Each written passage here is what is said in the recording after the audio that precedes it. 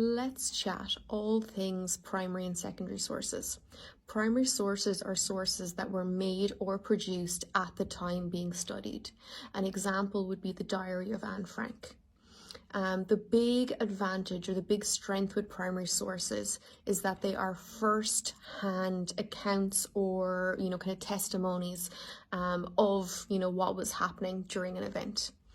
The main weakness with primary sources is that they could be biased, they could be very narrow in focus, they might only be looking at one person's kind of perspective or point of view. Secondary sources are sources that were made after the time being produced. So an example would be the movie Gladiator. That is a secondary source about life in ancient Rome. It was made many, many years after ancient Rome, okay?